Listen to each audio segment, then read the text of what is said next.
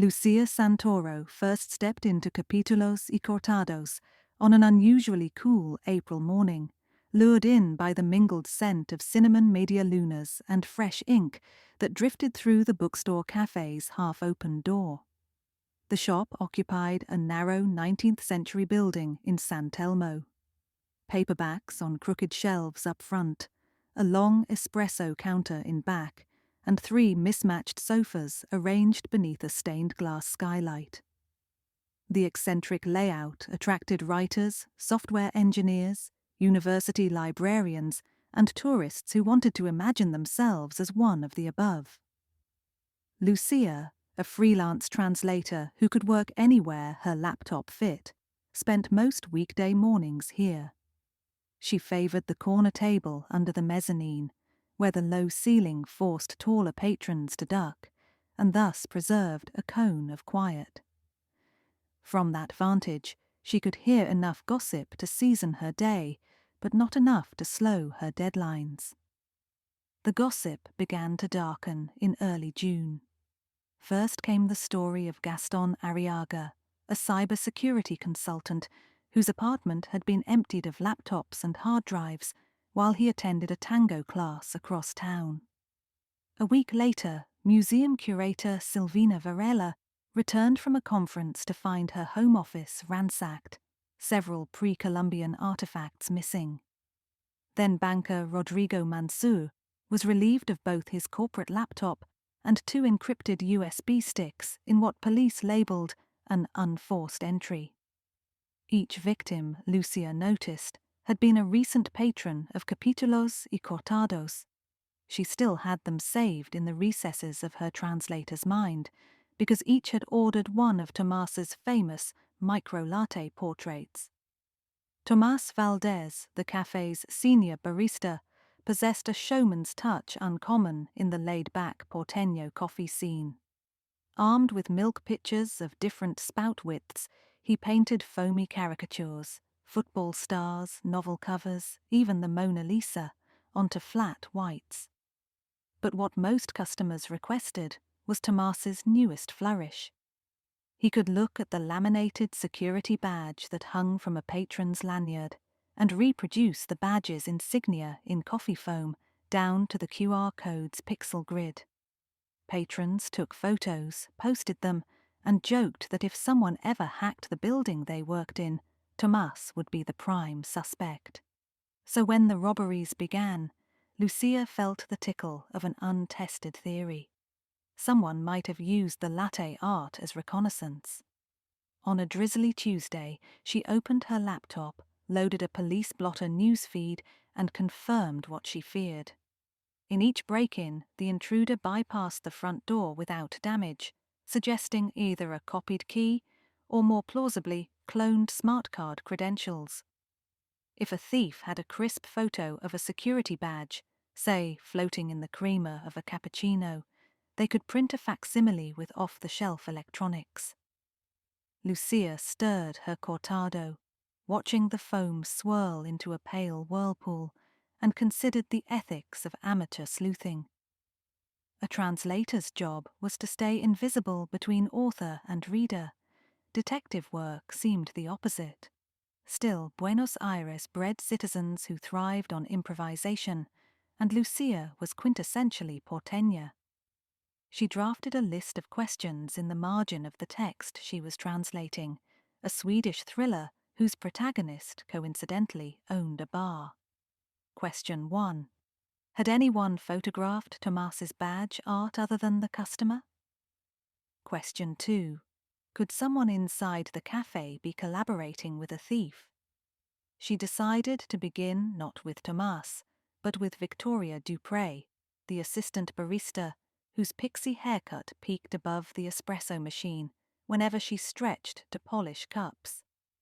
Victoria managed the cafe's Instagram account. If incriminating photos existed, she might know. Lucia waited until the mid-afternoon lull, when the cafe held only 2 tourists mispronouncing Media Luna and an elderly chess pair muttering at their pawns. Victoria emerged from the back room carrying a bucket of spent coffee grounds. Lucia intercepted her en route to the compost bin. "Te ayudo?" she offered, taking the bucket. "Gracias. My biceps are grateful," Victoria said, shaking out her forearms. "Long shift." Lucia set the bucket down and launched an innocent-sounding question. "Are you posting Tomas's Latte portraits on the cafe's feed these days? I haven't seen them." Victoria's eyebrows pinched. "Not anymore. A month ago, someone complained we were putting customers' IDs online without permission. I deleted the whole series."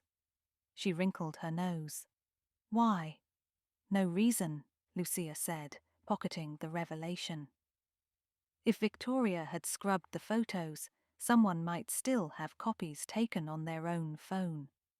That redirected suspicion outward, perhaps to a regular who always sat at the bar, camera poised. The prime candidate came to mind immediately. Norberto Mesa, brown corduroy jacket, grey beard, noted for photographing every stage of his coffee's preparation, as if chronicling a World Heritage Site. He claimed to be a food blogger, though Lucia had never located his blog. She resolved to watch him the next time he visited. The opportunity arrived Friday morning, when Norberto slid onto his usual stool, ordered a double macchiato, and placed his phone on a tiny tripod aimed squarely at Tomas's steam wand. Lucia angled her laptop screen to avoid glare and opened Photo Booth, pretending to adjust her webcam while secretly recording Norberto. She captured him zooming in on the finished drink, whose surface bore the unmistakable logo of the National Bank of Argentina, Rodrigo Mansur's employer. Norberto even shifted the cup toward a lamp to eliminate shadow, ambition glinting in his eyes. He then slipped the phone into his inside pocket, paid cash, and left without tasting the coffee. Lucia copied her video to a thumb drive and set off for Comisaria 14, the local precinct. The desk sergeant, unimpressed by her cinematic evidence, directed her to Detective Inspector Miguel Arce, a lean man with the posture of someone perpetually ducking low ceilings. Arce watched her clip thrice, pausing to jot times.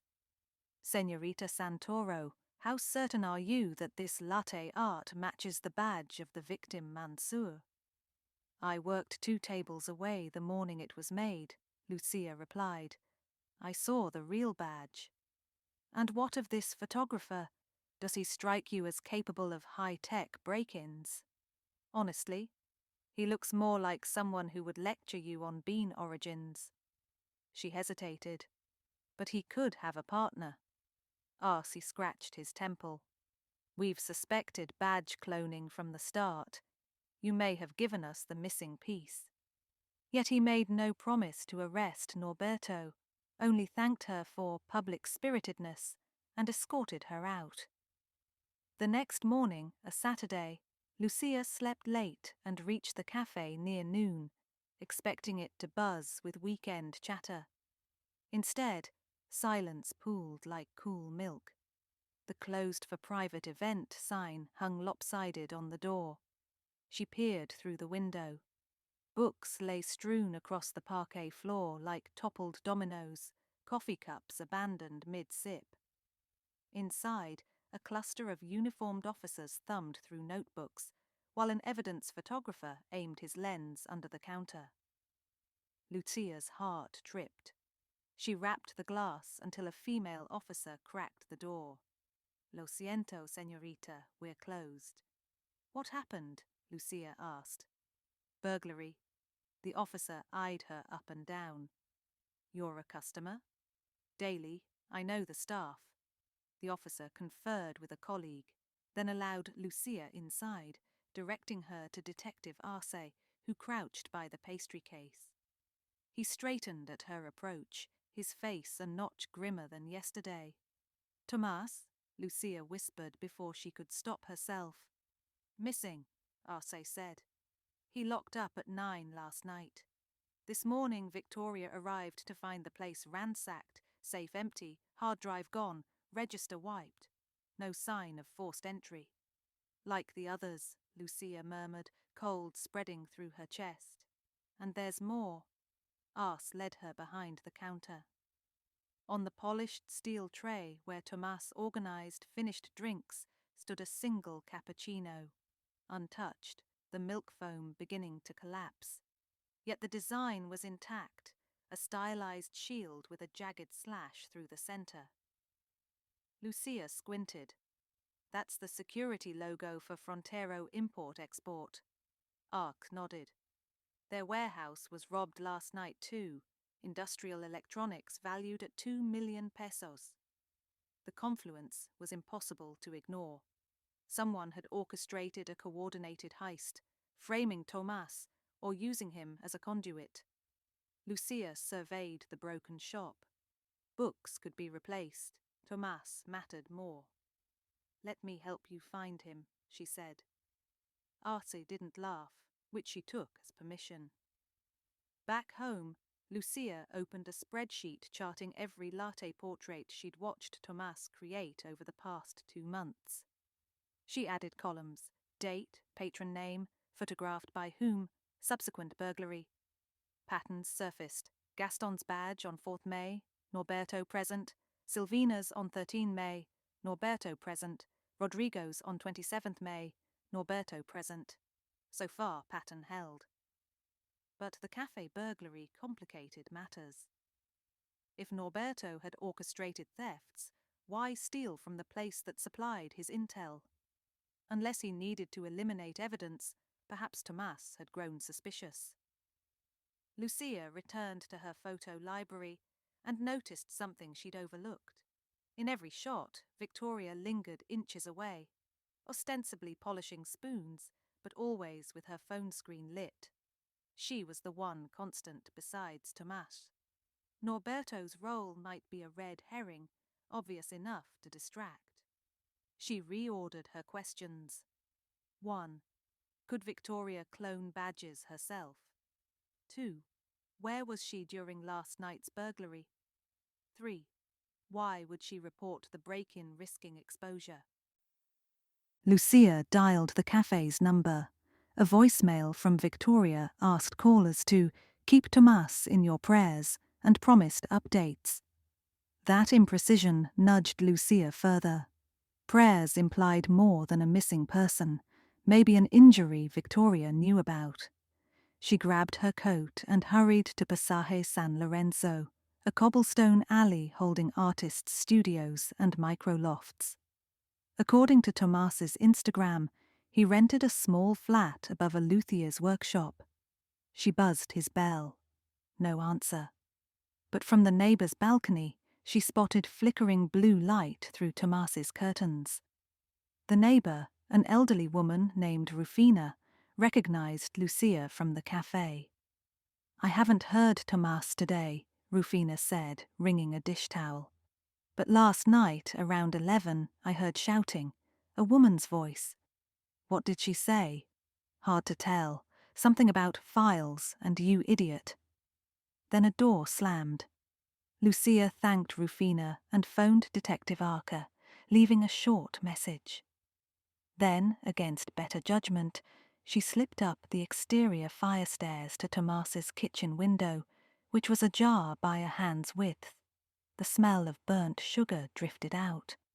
"Tomas," she called softly. No answer.